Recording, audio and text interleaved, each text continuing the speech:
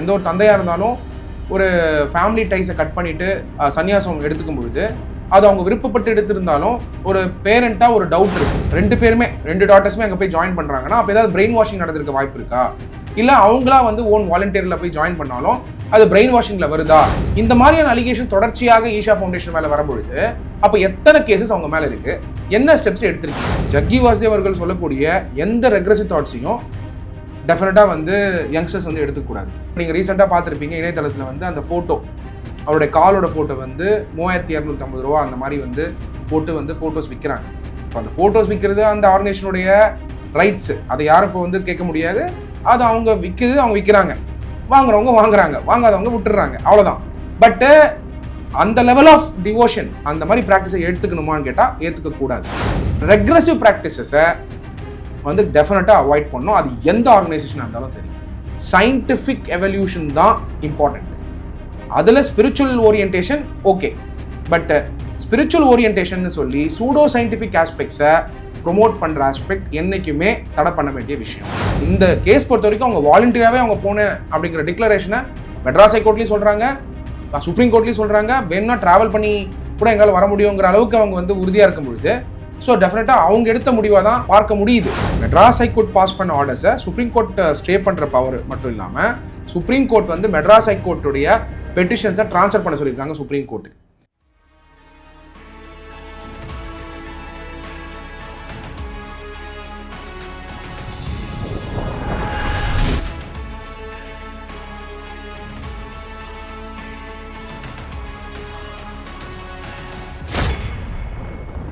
Legal tax நேயர்களுக்கு வணக்கம். இன்று நம்முடன் அட்வொகேட் டாக்டர் எம் சத்யகுமார் இணைந்துள்ளார். வணக்கம் சார். வணக்கம் நவநீத். சார், ப்ரொஃபஸர் காமராஜன் ஒருத்தர் சென்னை உயர்நீதிமன்றத்தில் ஒரு ஆட்கொணர்வு வழக்கு ஒன்று தாக்கல் பண்ணுறாரு சார். அந்த பெட்டிஷனில் என்ன சொல்கிறாங்கன்னா, அவரோட 2 டாட்டர்ஸை ஜக்கி வாசுதேவ் அவர்கள் நடத்துகிற ஈஷா ஃபவுண்டேஷனில் அவங்களோட விருப்பம் இல்லாமல் அவங்கள வச்சிருக்கிறதாவும் அவங்கள மீட்டு கொடுக்குமாறு உச்சநீதிமன்றத்தில் ஒரு பெட்டிஷன் போடுறாரு. அந்த பெட்டிஷனை விசாரித்த உச்சநீதிமன்றம் அதை வந்து போலீஸ் கிட்ட என்னென்னு விசாரிக்கிறத உத்தரவு போடுறாங்க.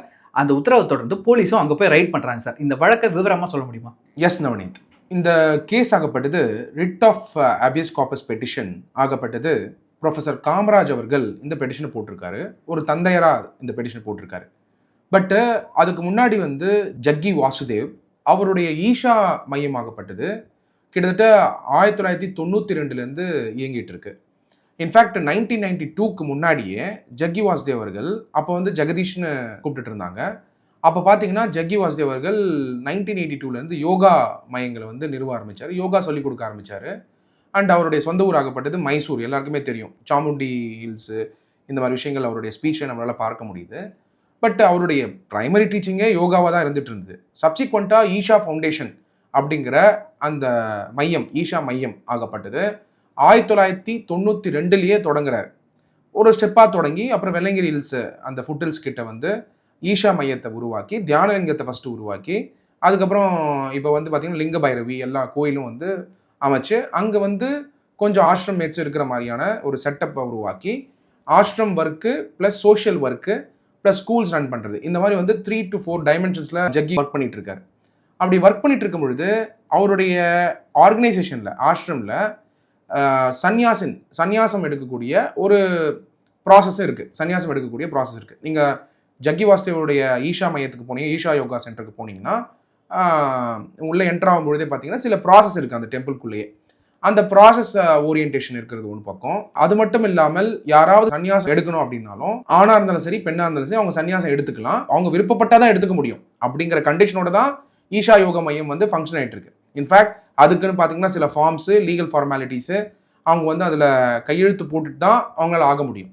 பட்டு ப்ரொஃபஸர் காமராஜர் அவர்கள் பார்த்தீங்கன்னா தொடர்ச்சியாக வந்து டெஃபினட்டாக ஒரு 2 டாட்டர்ஸ் வந்து ஈஷா மையத்தில் ஜாயின் பண்ணும்பொழுது ஒரு தந்தையாக அவருக்கு வந்து வருத்தம் இருந்துட்டு தான் இருக்குது. ஏன்னா படிக்க வச்சிருக்காரு, ஏன்னா இன்ஃபேக்ட் பெரிய பெரிய படிப்பு படிக்க வச்சிருக்காரு. அதில் பார்த்தீங்கன்னா 2 டாட்டருடைய ஏஜும் அதில் குறிப்பிட்டிருந்தாங்க. ஒரு டாட்டர் வந்து 42 வயசு எல்டர் டாட்டரு, இன்னொருத்தவங்க பார்த்தீங்கன்னா 39 வயசு. ஸோ 2 டாட்டருமே அங்கே வந்து சன்னியாசம் எடுத்ததுனால அவங்களுடைய தந்தையார் ப்ரொஃபஸர் காமராஜ் அவர்கள் இதுக்காக வந்து ஆட்கரு மனு போடுறாரு. ஸோ எந்த ஒரு தந்தையாக இருந்தாலும் ஒரு ஃபேமிலி டைஸை கட் பண்ணிவிட்டு சன்னியாசம் எடுத்துக்கும் பொழுது அது அவங்க விருப்பப்பட்டு எடுத்திருந்தாலும் ஒரு பேரண்ட்டாக ஒரு டவுட் இருக்குது. ஸோ அவங்க என்ன போடுறாங்க, ரிட் ஆஃப் அபியஸ் கார்பஸ் பெட்டிஷனில் இந்த மாதிரி வந்து ஈஷா யோகா மையத்தில் வந்து என்னுடைய குழந்தைங்க வந்து அதாவது அவங்களுடைய டாட்டர்ஸ் வந்து இருக்காங்க, அவங்க வந்து கொயர்ஷன் பண்ணி தான் ஈஷா யோகா மையம் வச்சுருக்காங்க, அவங்களுடைய ஓன் வாலண்டரியில் இருக்காங்களா இல்லையான்னு தெரியல அப்படிங்கிறது ப்ரொஃபஸர் காமராஜர் இப்போ போடுற பெட்டிஷன் முன்னாடி ஒரு 6 வருடங்களுக்கு முன்னாடி அவங்க அம்மாவும் போட்டிருந்தாங்க இந்த பெட்டிஷன்.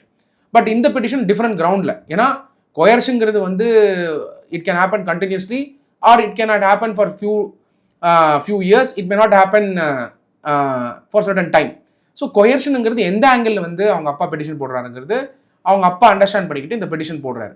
சப்சிக்வெண்ட்டாக இந்த மேட்டர் வந்து மெட்ராஸ் ஹைகோர்ட்டில் writ of habeas corpus petition வரும்பொழுது மெட்ராஸ் ஹைகோர்ட் வந்து கிளியராக என்ன அப்சர்வேஷன் கொடுத்தாங்கன்னா, Madras high court has sought for details of criminal cases registered against the Isha Foundation after a father approached the court claiming that his 2 daughters were being held captive in Isha Foundation run by Jaggi Vasudev and being brainwashed there. So ஒரு பேரண்ட்ஸாக வந்து அந்த கொஸ்டினை வந்து rice பண்ணுறது natural தான். ஏன்னா 2 டாட்டர்ஸுமே அங்கே போய் ஜாயின் பண்ணுறாங்கன்னா அப்போ ஏதாவது பிரெயின் வாஷிங் நடந்திருக்க வாய்ப்பு இருக்கா, இல்லை அவங்களா வந்து ஓன் வாலண்டியரில் போய் ஜாயின் பண்ணாலும் அது பிரெயின் வாஷிங்கில் வருதா அப்படிங்கிற மாதிரியான ஒரு பெட்டிஷன் போடும்போது பெஞ்ச் முன்னாடி இது வருது. பெஞ்ச் வந்து இன்ஃபர்மேஷன் கால் ஃபார் பண்ணுறாங்க. என்ன இன்ஃபர்மேஷன் கால் ஃபார் பண்ணுறாங்கன்னா, called for the details even after the alleged detentions. அதாவது அவங்க 2 பேரும் கூப்பிட்டு விசாரிக்கிறாங்க. யார் அவங்க டாட்டர்ஸ் வந்து கூப்பிட்டு விசாரிக்கும் பொழுது அவங்க வந்து அவங்களோட ஓன் வில் அண்ட் விஷில் தான் இருக்காங்க அப்படின்னு சொல்லி அவங்க டிக்ளேர் பண்ணுறாங்க. பண்ணதுக்கப்புறம் மெட்ராஸ் ஹைகோர்ட் என்ன சொல்கிறாங்கன்னா, ஈஷா ஃபவுண்டேஷன் மேலே இருக்கக்கூடிய எவ்வளோ கிரிமினல் வழக்குகள் இருக்குது அப்படிங்கிறதையும் கேட்டுட்டு அதை தாண்டி noting that some deliberation was required in the matter to unearth the truth. இதுக்கப்புறம் அங்கே இருக்கக்கூடிய உண்மைகளை தெரிஞ்சுக்கணும் அப்படின்றதுக்காக த கோர்ட் ஆஸ் the petitioner and the additional advocate general to submit the details of the cases registered against the institution status கேட்குறாங்க. I quote the exact words of the Madras High court.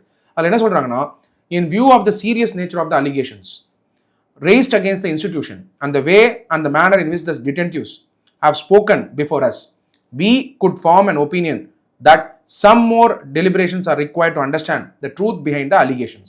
Therefore, the petitioner shall produce the details of criminal cases registered against the institution, and learned additional public prosecutor also shall collect all those case details and place before us for further consideration அப்படின்னு சொல்லி court close பண்ணிட்டாங்க. அதுக்கப்புறம் சப்சிக்வெண்ட்டாக அவருடைய டாட்டர்ஸை போய் சந்திக்கணும்னு பார்த்தாலும் அதுவும் court டைரக்ஷன்ஸை base பண்ணி ஒரே ஒரு வாட்டி தான் அவங்க டாட்டர்ஸ் வந்து மீட் பண்ணுறதுக்கான வாய்ப்பும் வந்து ஈஷா ஃபவுண்டேஷன் கொடுத்தாங்க. அதுவும் செலக்டட் இடத்துல தான், அதில் அவங்க வாலண்டியர்ஸ் நின்றுட்டு இருந்தாங்க, என்னால் பெருசாக பேச முடியல அப்படின்னு. இதில் நம்ம புரிஞ்சுக்க வேண்டியதுன்னா, ஒரு பேரண்ட் இருக்கக்கூடிய ஆதங்கம் அது வந்து டெஃபினட்டாக வந்து ரெஸ்பெக்ட் பண்ண வேண்டிய மேட்டர். அதே மாதிரி அவங்க டாட்டர்ஸோட லிபர்ட்டி, அவங்க வந்து ஈஷா ஃபவுண்டேஷனில் ஈஷாவுடைய டீச்சிங்ஸ் உங்களுக்கு பிடிச்சிருக்கலாம், இல்லை ஈஷாவுடைய ப்ராக்டிசஸ் உங்களுக்கு பிடிச்சிருக்கலாம், இல்லை ஈஷா லைஃப் அப்படின்னு சொல்லுவாங்க ஈஷா ஃபவுண்டேஷனில். அந்த ஆஸ்பெக்ட்ஸ் வந்து அவங்களுக்கு வந்து ஏற்றுக்கக்கூடிய விதத்தில் இருந்ததுனால அவங்க லைஃப்பை அவங்க சூஸ் பண்ணிட்டு போயிடுறாங்க. இப்போ இது ஆக்சுவலாக பார்த்தீங்கன்னா, ஒரு பேரண்ட் இப்படி டாட்டர்ஸ் வந்து ஜெனரலாக மேரேஜ் பண்ணிட்டு ஃபேமிலிலாம் இருக்க வேண்டியவங்க இப்படி வந்து ஒரு ஈஷா ஃபவுண்டேஷனில் ஜாயின் பண்ணி சன்னியாசி ஆகிடுறாங்களே அப்படிங்கிற வருத்தத்தோட இந்த writ of habeas corpus petition போடுறாரு. அது மட்டும் இல்லாமல் அவங்க டாட்டர்ஸ் கிட்ட பேசணும்னு எதிர்பார்க்குறாரு. ஸோ இங்கே வந்து இந்த பெட்டிஷன் போடும்பொழுது மெட்ராஸ் ஹைகோர்ட் வந்து கிளியராக அவங்க அப்சர்வேஷன் என்ன சொன்னாங்கன்னா, என்னென்ன கேசஸ் ஈஷா ஃபவுண்டேஷன் மேலே இருக்குது. எதுக்காக அதை கேட்குறாங்கன்னா, இந்த மாதிரியான அலிகேஷன் தொடர்ச்சியாக ஈஷா ஃபவுண்டேஷன் மேலே வரும்பொழுது அப்போ எத்தனை கேசஸ் அவங்க மேலே இருக்குது, என்ன ஸ்டெப்ஸ் எடுத்திருக்கீங்க அப்படின்னு கேட்கும் பொழுது சப்சிக்வெண்ட்டாக பார்த்தீங்கன்னா போலீஸ் வந்து 150 பேர் வந்து போலீஸ் போயிட்டு ஜக்கி வாசுதேவோடைய ஈஷா ஃபவுண்டேஷனில் வந்து என்கொயரியும் இன்வெஸ்டிகேஷனும் பண்ணியிருக்காங்க. அது மட்டும் இல்லாமல் முக்கியமாக மெட்ராஸ் ஹைகோர்ட் கேட்டிருக்கக்கூடிய அப்சர்வேஷன் தான் ரொம்ப இம்பார்ட்டன்ட். மெட்ராஸ் ஹைகோர்ட் வந்து என்ன கேட்டிருக்காங்கன்னா, when the matter was taken up on Monday, இப்போ மண்டேனா இந்த மண்டே வந்துச்சு ஆக்சுவலாக, அதில் என்ன சொல்லியிருந்தாங்கன்னா, the bench wondered, அதாவது மெட்ராஸ் ஹைகோர்ட்டுடைய பெஞ்ச் இந்த மேட்டர் எங்கே வந்ததோ அந்த bench wondered why, exact words, why a man like Jaggi Vasudev who had himself married off his only daughter, அவரோட ஓன் டாட்டருக்கே கல்யாணம் பண்ணி வச்சிருக்காரு, had encouraged young women to renounce the worldly life and live the life of hermitas அப்படின்னு சொல்லி observation கொடுத்துருந்தாங்க. இது ரொம்ப important observation. இதில் ஏன் இந்த இம்பார்ட்டன்ட் அப்சர்வேஷன் அவங்க கொடுக்குறாங்கன்னா, ரிட் ஆஃப் ஹபியஸ் கார்பஸ் பெட்டிஷனை வந்து விசாரிக்கும் பொழுது ஃபவுண்டேஷனோட ஆக்டிவிட்டி அண்டர்ஸ்டாண்ட் பண்ணிக்கிட்டாதான் ஃபர்தர் வந்து டெலிபரேஷன்ஸ் வந்து இதில் கொடுக்க முடியுங்கிறதுனால இதை ஆர்டர் பண்ணுறாங்க. இந்த ஆர்டர் ஆகப்பட்டது HCP petition 2487 of 2024 2487 of 2024 bench முன்னாடி வந்திருக்கு. இது டாக்டர் எஸ் காமராஜ் அவர் தான் பெட்டிஷனு. இதில் பார்த்தீங்கன்னா state of Tamil Nadu, superintendent of police Coimbatore rural, அதுக்கப்புறம் inspector of police Alandurai police station, அப்புறம் ஈஷா ஃபவுண்டேஷன், அதோட chief executive officer. So Isha foundation தான் இதில் வந்து பெட்டிஷனாக இருக்காங்க. ஸோ இதனால் புரிஞ்சுக்க வேண்டியது என்னன்னா, இந்த ஜட்மெண்ட் வந்து மெட்ராஸ் ஹைகோர்ட் வந்து 30/9/2024 இந்த ஜட்மெண்ட் கொடுக்குறாங்க. அதாவது செப்டம்பர் 30. இது கொடுக்கும்போது முக்கியமாக 4வது பாயிண்ட் ரொம்ப இம்பார்ட்டன்ட். அதில் பேஜ் நம்பர் 4 வந்திருக்கு.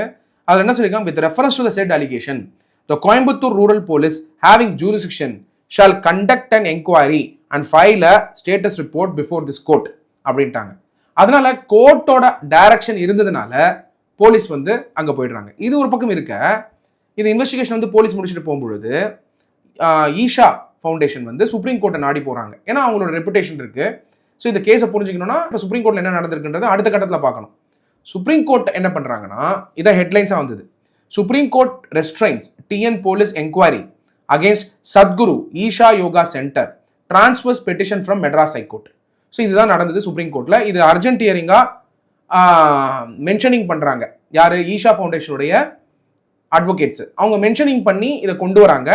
கொண்டு வந்தத உடனே இந்த பெஞ்ச் ஆகப்பட்டது சீஃப் ஜஸ்டிஸோட பெஞ்சு. சப்சிக்வெண்டாக அந்த பெஞ்ச் முன்னாடி வந்து 3 ஜட்ஜஸ் இருக்கக்கூடிய பெஞ்சு. அது முன்னாடி வரும்பொழுது எக்ஸாக்ட் வேர்ட்ஸ் என்ன சொன்னாங்க சுப்ரீம் கோர்ட்லனா, I quote the exact words, police shall not take any further action in pursuance of the directions in para 4 of the High Court's order. With reference to the said allegation, Coimbatore Rural Police having jurisdiction shall conduct an inquiry and file a status report before this court. அதான் point number 4 நான் சொன்னேன் இல்லையா, அந்த point number 4 எதுவும் பண்ணக்கூடாது அப்படி சொல்லிட்டாங்க. ஏன்னா இதுக்கு முன்னாடி ஈஷா ஃபவுண்டேஷன் மேலே இது மாதிரி பல கிரிமினல் வழக்குக்கு வந்து என்கொயரி இருக்கிறத நம்மளால பார்க்க முடியுது.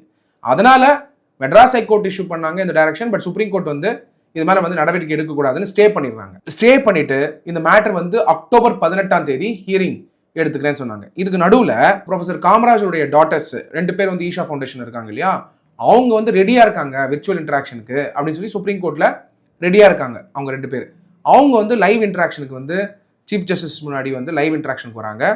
அப்போ லைவ் இன்ட்ராக்ஷன் பண்ணிட்டு அவங்க கிட்ட கேட்குறாங்க, 2 மாங்ஸுமே வராங்க லைவ் இன்ட்ராக்ஷனுக்கு. அதாவது ப்ரொஃபசர் காமராஜருடைய டாட்டர்ஸ் அவங்க மாங்க் ஆயிட்டாங்க. இது ஈஷா ஃபவுண்டேஷன், அதுதான் இந்த ஆட்கொரு மனு, that is writ of habeas corpus petition போட்டிருந்தாரு. அப்போது சிஜே அவங்களுடைய பெஞ்ச் போயிட்டு இன்ட்ராக்ட் பண்ணிட்டு ரீஅசம்பிள் ஆயிடுறாங்க. ரீஅசம்பிள் ஆகும்பொழுது சிஜே முன்னாடி அந்த 2 உமன் அவங்க 2 பேருமே வந்து என்ன சொல்லியிருக்காங்கன்னா, நாங்கள் இங்கே வாலண்டியராக தான் இருக்கோம், யாரோட கம்பல்ஷன்லையும் இல்லை அப்படின்னு சொல்லி அவங்க வந்து தெரியப்படுத்தியிருக்காங்க. இதே தான் போலீஸ் டீம் கிட்டையும் ஸ்டேட்மெண்ட்டாக கொடுத்துருக்காங்க அவங்க 2 டாட்டர்ஸும். அதனால இந்த ஸ்டேட்மெண்ட் 2 டாட்டர்ஸ் கொடுத்த ஸ்டேட்மெண்ட், விர்ச்சுவல் இன்ட்ராக்ஷனில் கொடுத்த ஸ்டேட்மெண்ட்டை பெஞ்ச் ரெக்கார்ட் பண்ணி ஸ்டேட்மெண்ட்ஸ் எடுத்திருக்காங்க. அண்ட் அவங்க கிளியராக சொல்லியிருக்காங்க, எந்த விதமான கோயர்ஷன் கம்பல்ஷனும் அவங்களுக்கு இல்லை, யாருமே கம்பல் பண்ணலை. அது மட்டும் இல்லாமல் அவங்க ஃப்ரீயாக ட்ராவல் பண்ணுறதுக்கான பெர்மிஷன்ஸ் இருக்குது.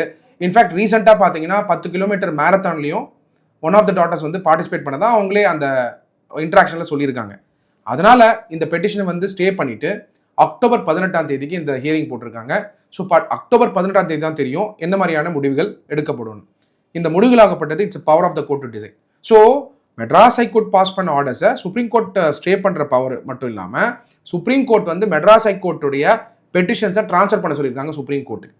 ஏன்னா சுப்ரீம் கோர்ட் என்ன அப்சர்வேஷன் சொல்கிறாங்க, இவ்வளோ பெரிய எஸ்டாப்ளிஷ்மெண்ட்டை திடீர்னு இவ்வளோ பெரிய போலீஸ் போகும்பொழுது பல இஷ்யூஸ் நடக்கிறதுக்கான வாய்ப்புகளுக்குன்றதை அப்சர்வேஷனாகவும் கொடுக்குறாங்க, இவ்வளோ பெரிய எஸ்டாப்ளிஷ்மெண்ட்டு.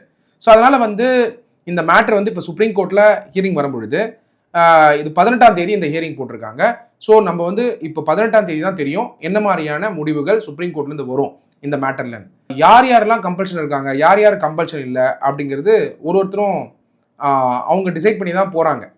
ஈஷா ஃபவுண்டேஷன் பொறுத்த வரைக்கும் பேரண்ட்ஸ்க்கு வந்து இந்த மாதிரியான ஒரு டவுட் இருக்கும்பொழுது writ of habeas corpus petition file பண்ணுறது, கோர்ட்ஸை வந்து ஃபைல் பண்ணி அதை என்கொயர் பண்ண சொல்கிறாங்க.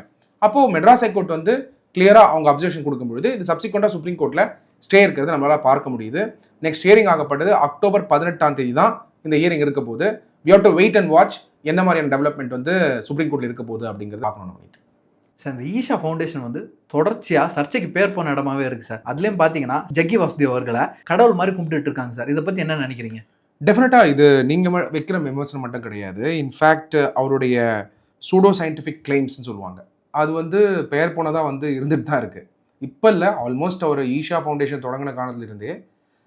இன்ஃபேக்ட் தியானலிங்கம் வந்து அவர் தொடங்குறாரு. அதுக்கப்புறம் பார்த்தீங்கன்னா நிறைய சயின்டிஃபிக் ஆஸ்பெக்ட்ஸை அவர் வந்து சூடோ சயின்டிஃபிக் கிளைம்ஸாக எடுக்கிறத வந்து நிறைய பேர் வந்து எதிர்த்து அதை வந்து குரல் கொடுத்தவங்களும் இருக்காங்க. டெஃபினட்டாக ஈஷா ஃபவுண்டேஷன் முதல்ல இருந்தே வந்து சர்ச்சைக்கு வந்து உட்பட்டு தான் ஈஷா ஃபவுண்டேஷன் இருந்துகிட்டு இருக்கு, இல்லைன்னு கிடையாது. பட்டு அவருடைய பார்ட் ஆஃப் ஒர்க் இன்ஸ்பயர் ஆகி பல யங்ஸ்டர்ஸ் போய் இருக்காங்க. அது ஒரு யங்ஸ்டர்ஸுடைய தனிப்பட்ட விருப்பம். அதை வந்து நம்ம என்றைக்குமே வந்து விமர்சனம் பண்ணக்கூடாது, தப்பு ரைட்னு போகக்கூடாது. ஆனால் ஜக்கி வாசுதேவ் அவர்கள் சொல்லக்கூடிய எந்த ரெக்ரெசிவ் தாட்ஸையும் டெஃபினட்டாக வந்து யங்ஸ்டர்ஸ் வந்து எடுத்துக்கூடாது. அது வந்து அவர் இப்போ யோகா சொல்லி கொடுக்குறாரு, ஃபிசிக்கல் எக்ஸசைஸ். யோகாங்கிறது ஒரு ஃபிசிக்கல் எக்ஸசைஸ். இல்லை ஒரு சில உணவு பழக்கங்கள் இருக்கலாம். அந்த ஈஷா லைஃப் அப்படின்னு சொல்லக்கூடியதில் ஒரு சில உணவு பழக்கங்கள் இருக்கலாம். அந்த உணவு பழக்கங்களாகப்பட்டது சஸ்டைனபிள் ஆஸ்பெக்டாக இருந்து அதை பேஸ் பண்ணி உடல்நலத்துக்கு அது நல்லதாக இருந்தால் அதை எடுத்துக்கணும். ஸோ ஈஷா ஃபவுண்டேஷன் வந்து எது எடுத்துக்கணும் எது எடுத்துக்கூடாதுங்கிறது ஒரு மனுஷனும் டிட்டர்மின் பண்ண வேண்டிய மேட்ரு. அதனால் ஒரு சில பேர் அங்கே போயிட்டு ரியலைஸ் பண்ணி திருப்பி வரவங்களும் இருக்காங்க. ஈஷா ஃபவுண்டேஷன் போயிட்டு செட் ஆதவங்க திருப்பி வரவங்களும் இருக்காங்க. ஒரு சில பேர் ஈஷா ஃபவுண்டேஷனில் வந்து இப்போ இந்த கேஸில் இருக்கிற மாதிரி பார்த்தீங்கன்னா சன்னியாசம் வந்து எடுத்துக்கிட்டு அங்கேயே வந்து ஈஷா ஃபவுண்டேஷனுக்கு சேவை பண்ணுறவங்களும் இருக்காங்க.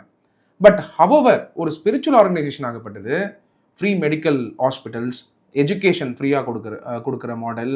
ரெண்டாவது வந்து பார்த்தீங்கன்னா சஸ்டைனபிளாக இருக்கக்கூடிய ஒரு ஆர்கனைசேஷனை கிரியேட் பண்ணுறது ரொம்ப ரொம்ப அவசியம். பட்டு இங்கே வந்து ரெக்ரெசிவ் ப்ராக்டிசஸ் நீங்கள் எதை குறிப்பிட்றீங்க கூட என்னால் புரிஞ்சிக்க முடியுது. இப்போ நீங்கள் ரீசெண்டாக பார்த்துருப்பீங்க இணையதளத்தில் வந்து அந்த ஃபோட்டோ, அவருடைய காலோட ஃபோட்டோ வந்து 3250 ரூபா அந்த மாதிரி வந்து போட்டு வந்து ஃபோட்டோஸ் விற்கிறாங்க. இப்போ அந்த ஃபோட்டோஸ் விற்கிறது அந்த ஆர்கனைசேஷனுடைய ரைட்ஸு, அதை யாரும் இப்போ வந்து கேட்க முடியாது. அது அவங்க விற்குது, அவங்க விற்கிறாங்க, வாங்குறவங்க வாங்குறாங்க, வாங்காதவங்க விட்டுடுறாங்க, அவ்வளோதான். பட்டு அந்த level of devotion regressive practices வந்து ஏற்றுக்கிறவங்க அதை வாங்கிக்கிறாங்க. பட் நீங்கள் கேட்டிங்கன்னா அந்த மாதிரி ப்ராக்டிஸை எடுத்துக்கணுமான்னு கேட்டால் ஏற்றுக்கக்கூடாது. காரணம் என்னென்னா ஒரு மனிதனுமே சயின்டிஃபிக்காக ப்ராக்ரஸ் ஆகக்கூடிய ஒரு மனநிலையில் தான் ப்ராக்ரஸ் ஆகணும். ஸோ அதனால் ஈஷா ஃபவுண்டேஷன் இருக்கக்கூடிய யோகா, ஹெல்த் கேர் ஆஸ்பெக்ட்ஸு, அதில் கொண்டு வர ப்ராடக்ட்ஸ் வந்து உங்களுக்கு வந்து பயன்படக்கூடிய விதத்தில் இருந்தால் அதை நீங்கள் ப்ராக்டிஸ் பண்ணிக்கிறது உங்களோட இண்டிவிஜுவல் லிபர்ட்டி, அது நல்லது. பட் ரெக்ரெசிவ் ப்ராக்டிசஸை வந்து டெஃபினட்டாக அவாய்ட் பண்ணணும். அது எந்த ஆர்கனைசேஷனாக இருந்தாலும் சரி. சயின்டிஃபிக் எவல்யூஷன் தான் இம்பார்ட்டண்ட். அதில் spiritual orientation okay, but spiritual orientation சொல்லி சூடோ சயின்டிஃபிக் ஆஸ்பெக்ட்ஸை ப்ரொமோட் பண்ணுற ஆஸ்பெக்ட் என்றைக்குமே தடை பண்ண வேண்டிய விஷயம். அதனால் இந்த மாதிரி ஒரு காலோட ஃபோட்டோகிராஃபை, ஒரு ரெக்ரெசிவ் ப்ராக்டிஸை இன்டைரக்டாவோ டைரக்டாவோ கொண்டு வந்து அவங்க விற்கிறாங்க, அதை வாங்குறாங்க அப்படிங்கிற ஆஸ்பெக்டை நம்மளால் அது வந்து புரிஞ்சிக்க முடியுதுன்னா, ஒரு கடவுள் அளவுக்கு அவங்கள வர்ஷிப் பண்ணுறாங்க அப்படின்னாக்க டெஃபினட்டாக வந்து ரெக்ரெசிவ் ப்ராக்டிஸாக இருந்தால் அது டெஃபினட்டாக வந்து அவாய்ட் பண்ண வேண்டிய கட்டாயத்தில் இருக்கணும் அப்படிங்கிறது தான் என்னோட வியூ. டெஃபினட்டாக மற்றவங்களுக்கு இது வந்து வேறுபட்ட கருத்துக்கள் இருக்கலாம். But at the end of the day எதை எடுத்துக்கணும் எதை எடுத்துக்கூடாத ஒரு ஆர்கனைசேஷனுங்கிறது ஒரு தனிப்பட்ட மனிதர் முடிவு பண்ண வேண்டியது. So anything progressive people have to choose. Anything regressive, pseudo science, people have to drop it. அது எந்த ஆர்கனைசேஷனாக இருந்தாலும் பரவாயில்ல. ஒரு ஸ்பிரிச்சுவல் ஆர்கனைசேஷன் சேவையை நோக்கி இருக்கணும். அதாவது போர் பீப்புளுக்கு வந்து எஜுகேஷன் கொடுக்கறது, போர் பீப்புளுக்கு வந்து பார்த்தீங்கன்னா சஸ்டைனபிள் அவங்களுக்கு வந்து ஃபுட்டு கொடுக்கக்கூடியது. ஒரு நாள் கொடுத்து அன்னதானம் பண்ணி க்ளோஸ் பண்ணுறது இல்லை. தினந்தோறும் பிரேக்ஃபாஸ்ட் ஸ்கீம் கொண்டு வரது, ஹாஸ்பிட்டல்ஸ் பில்ட் பண்ணுறது, ஃப்ரீ ஹாஸ்பிட்டல்ஸ் பில்ட் பண்ணுறது, இதை ஓரியன்டாக வந்து பல ப்ரோக்ராம்ஸ் பண்ணுறது, விழிப்புணர்வுகள் உருவாக்குறது, இதெல்லாம் வந்து தொடர்ச்சியாக செய்ய வேண்டியது ரொம்ப ரொம்ப இம்பார்ட்டண்ட்டு. பட் இது ரெக்ரெசிவாக இருந்ததுன்னா டெஃபினட்டாக அது வந்து கல்ட் வர்ஷிப்பும் ரெக்ரெசிவ் ப்ராக்டிசஸும் எடுத்துக்க கூடாதுன்றது தான் பாயிண்ட். சார், ஒருத்தங்க சன்னியாசி ஆகிறதும் ஆகாததும் அவங்களோட பர்சனல் சாய்ஸ். இது சட்டத்தில் என்ன சொல்கிறாங்க சார் இதை பற்றி? இப்போது everybody has their own rights. அதாவது ஒரு everybody with crossing 18 years they can take decisions. So அப்படிங்கிறத நம்மளால் பார்க்க முடியுது. அப்படி இருக்கும்பொழுது ஒருத்தருக்கும் அவங்களுடைய டெசிஷன்ஸ் எடுக்கிறதுக்கான ரைட்ஸ் இருக்குது. அது ஒரு பக்கம் இருக்க, மெட்ராஸ் ஹைகோர்ட்டோட அப்சர்வேஷன் என்ன, அவருடைய ஜக்கி வாசுதேவருடைய ஓன் டாட்டர் கல்யாணம் பண்ணி வச்சிட்டாரு. ஆனால் அவங்களுடைய ஆஷ்ரம் இன்மேட்ஸ் வந்து பல பேர் வந்து சன்னியாசியாக இருக்கும் பொழுது ஏன் இந்த மாதிரியான ஒரு சிஸ்டம் வந்து அந்த ஆஷ்ரம் இருக்குங்கிறதை மெட்ராஸ் ஹைகோர்ட் வந்து கொஸ்டின் கேட்குறாங்க. சப்சிக்வெண்ட்டாக இது அஃப்கோர்ஸ் இப்போ சுப்ரீம் கோர்ட்டில் ஸ்டே ஆயிருக்குன்னு வச்சுக்கோங்க. 18ஆம் தேதி தான் இந்த ஹியரிங் நடக்க போகுது. But point to be noted, ஒருத்தரும் மேஜர் ஆனதுக்கப்புறம் 18 years தாண்டும் பொழுது, மைனர்லேருந்து மேஜர் ஆகும் பொழுது ஒருத்தருக்கும் டெசிஷன் மேக்கிங் கெப்பாசிட்டி இருக்குது. அவங்க எடுக்கக்கூடிய முடிவுகளுக்கு தெரிஞ்சுதான் எடுக்கிறாங்கன்னு டாக்குமெண்ட்ஸும் சைட் பண்ணுறாங்க. ஸோ லீகலாக பார்த்தீங்கன்னா ஈஷா ஃபவுண்டேஷனில் எல்லா ஃபார்ம்ஸ் வச்சுருக்காங்க. ஒருத்தர் வந்து சன்னியாசி ஆகும் பொழுது அவங்களோட பெயர்களும் மாற்றப்படும். அப்போ அந்த பெயர்கள் மாற்றப்படும் பொழுது என்ன காரணத்துக்காக பெயர்கள் மாற்றுறாங்கன்றதை அவங்க எக்ஸ்பிளைன் பண்ணியிருக்காங்க. பட் ஹவ்வவர் கொயர்ஷனில் எல்லாருமே வந்து வாலண்டியராக தான் சன்னியாசம் எடுக்கிறாங்களா எடுக்கலையாங்கிறது ஒருத்தர்கிட்ட கேட்டால் தான் தெரியும். ஸோ இந்த கேஸில் பார்த்தீங்கன்னா 2 daughters வந்து கிளியராக சொல்லிட்டாங்க அவங்க வாலண்டியராக தான் போயிருக்காங்கன்ட்டு. But at the same time அந்த ஆசிரமில் இருக்கிறவங்க எல்லாருமே அப்படி தான் போயிருக்காங்களா அப்படிங்கிறது வந்து கேட்கறதுக்கான வாய்ப்புகளும் இல்லை கேட்கறதுக்கான ரைட்ஸும் இருக்குது. பட் அப்படி இருந்தால் கூட 150 போலீஸ் வந்து அங்கே போகும்பொழுது அதோடைய இம்ப்ளிகேஷன் ஆகப்பட்டது ஆர்கனைசேஷனுக்கு பெருசு. ஏன்னா ஒரு என்கொயரி நடத்தும் பொழுது 150 போலீஸ் போகும்பொழுது பல கேள்விகள் கேட்கப்படும், பல கொஸ்டின்ஸ் கேட்கப்படும். அது வந்து ஒரு ஆர்கனைசேஷன் மேலே இருக்கக்கூடிய கிரெடிபிலிட்டி அஃபெக்ட் ஆகும். அதை புரிஞ்சுதான் சுப்ரீம் கோர்ட்டோட அப்சர்வேஷன் ஆகப்பட்டது. அதை நோக்கி இருக்கிறதுனால நம்மளால பார்க்க முடியுது. அதனால் சுப்ரீம் கோர்ட் அதை ஸ்டே பண்ணியிருக்காங்க. பட் இந்த கேஸ் பொறுத்த வரைக்கும் அவங்க வாலண்டியராகவே அவங்க போனேன் அப்படிங்கிற டிக்ளரேஷனை மெட்ராஸ் ஹைகோர்ட்லையும் சொல்கிறாங்க, சுப்ரீம் கோர்ட்லையும் சொல்கிறாங்க. வேணும்னா ட்ராவல் பண்ணி கூட எங்களால் வர முடியுங்கிற அளவுக்கு அவங்க வந்து உறுதியாக இருக்கும் பொழுது ஸோ டெஃபினட்டாக அவங்க எடுத்த முடிவாக தான் பார்க்க முடியுது அவங்களுடைய கம்யூனிகேஷனில். But as a parent professor Kamaraj அவர்கள் இதை வந்து கேட்கறதுக்கான ரைட் 100% இருக்குது. ஏன்னா 2 daughters அவங்க வந்து அங்கே போய் சன்னியாசம் எடுத்துக்கிறாங்க. இதனால் வந்து பாதிக்கப்படுறது அவரோட ஃபேமிலி தான், அவர் வச்சிருக்கக்கூடிய அன்பு தான். அவங்க குழந்தைங்க மேலே டெஃபினட்டாக அன்பு இருக்கும். அந்த அன்பு இருக்கிறதுனால தான் இவ்வளோ வந்து அவங்களை காண்டாக்ட் பண்ணணும் பேசணும்னு நினைக்கிறாரு. பட் அந்த சன்னியாசம் எடுத்ததுனால அவங்க காண்டாக்டில் வராததுனால அவருக்கு வந்து மன வருத்தம் இருக்குது. 2வது வந்து இது உண்மையாலே நடந்திருக்கான்னு அவராலேயே தெரிஞ்சுக்கிறதுக்காக பல முயற்சிகள் எடுக்கிறாரு. ஸோ அதனால் வந்து ப்ரொஃபஸர் காமராஜ் அவர்கள் இந்த பெட்டிஷன் போடுறது அவருக்கு இருக்கக்கூடிய fundamental right because it's a writ of habeas corpus petition. Writ of habeas corpus petition ஆகப்பட்டது பல ரிட்ஸ் இருக்குது. 226 of the constitution of India படி அந்த கான்ஸ்டியூஷன் ஆஃப் இந்தியாவில் இருக்கக்கூடிய அந்த ரைட்டை வச்சு தான் ப்ரொஃபஸர் காமராஜ் அவர்கள் writ of habeas corpus petition போடுறாரு. அவரோட ஓன் டாட்டர்ஸ். ஸோ அதுக்காக அவர் பெட்டிஷன் போடுறாரு. ஸோ அவர் பண்ணதும் லாஃபுல் தான். என்கொயரி நடத்தணும்னு மெட்ராஸ் ஹைகோர்ட் கொடுக்குற அப்சர்வேஷனும் இம்பார்ட்டன்ட். ஏன்னா பல கிரிமினல் கேசஸ் இருக்கும்போது அங்கே என்ன நடக்குது அப்படிங்கிற அந்த கொஸ்டின் எல்லாருக்கும் தான் இருக்குது. 2வது ஜக்கி வாசுதேவருடைய டாட்டரே கல்யாணம் பண்ணியிருக்கும் போது மற்றவங்க ஏன் கல்யாணம் பண்ணல அப்படிங்கிற லாஜிக்கல் கொஸ்டினும் ஃபர்தராக கேட்கும் பொழுது இதுக்கெல்லாம் வந்து எப்படி வந்து இன்கொயரி பண்ணணும் அப்படிங்கிறதையும் போலீஸ் பண்ணியிருக்காங்க. பட் ஹவவர் சுப்ரீம் கோர்ட் வந்து இதை ஸ்டே பண்ணி அக்டோபர் 18 ஹியரிங் போட்டிருக்காங்க. நவநீத், நம்ம அக்டோபர் 18 தான் தெரியும் சுப்ரீம் கோர்ட் வந்து என்ன மாதிரியான முடிவுகளை எடுப்பாங்கன்னு. So we have to wait and watch. Isha foundation பொறுத்த வரைக்கும் எல்லாம் லீகலி கம்ப்ளைண்ட்டாக இருக்கிறதுக்கான வாய்ப்புகள் இருக்குது. ஏன்னா எல்லா டாக்குமெண்ட்ஸ் மெயின்டைன் பண்ணி தான் சன்னியாசத்துக்கு வந்து கொண்டு போய் போயிருக்காங்க. நேம் சேஞ்சாக இருக்கலாம். அந்த நேம் சேஞ்ச் ஆகப்பட்டது பார்த்தீங்கன்னா பாஸ்போர்ட்லேருந்து எல்லாத்தையுமே ரிஃப்ளெக்ட் பண்ணணும். அப்படின்னும் பொழுது எல்லாமே வாலண்டரி எக்ஸசைஸாக இருக்கிறதுக்கான பாசிபிலிட்டிஸ் இருக்குது. We have to wait and watch for the court to decide on the matter. இதெல்லாமே observation of the court, stay கொடுத்துருக்கிறதும் சுப்ரீம் கோர்ட்டு, அப்புறம் என்கொயரி பண்ணுங்கிறது கோர்ட் கொடுத்த டைரக்ஷன்ஸு. அதனால தான் போலீஸ் போகிறாங்க. எங்கேயுமே எக்ஸிக்யூட்டிவ் ஆக்ஷன் வந்து டைரக்ஷன் கிடையாது எக்ஸிக்யூட்டிவ் கிட்டேருந்து. அதனால் இதில் வந்து பாலிட்டிக்ஸ் வந்து நிறைய பேர் ட்ரை பண்ணாலும் அது தவறு. காரணம் என்ன, அது கோர்ட்டில் வந்து ப்ரைவேட் பார்ட்டிஸ் போட்ட பெட்டிஷன். ஒரு தாய் தந்தையர், ஒரு தந்தையர் 2 டாட்டருக்காக போட்ட பெட்டிஷன். இங்கே எங்கேயுமே பாலிட்டிக்ஸோ அதெல்லாம் வந்து கொண்டு வரக்கூடாதுன்றது தான் இம்பார்ட்டன்ட் பாயிண்ட்டு. இது வந்து கோர்ட்டில் வந்து மேட்டர் வந்து பெண்டிங் இருக்குது. சுப்ரீம் கோர்ட் இப்போதைக்கு ஸ்டே பண்ணியிருக்காங்க. அக்டோபர் 18 நெக்ஸ்ட் ஹியரிங் டேட் போட்டிருக்காங்க. நவநீத், நிச்சயமா சார், பொறுத்திருந்து பார்ப்போம். உங்கள் நேரத்தை ஒதுக்கி விரிவாக விளக்கம் அளித்ததற்கு நன்றி சார். நன்றி நவநீத்.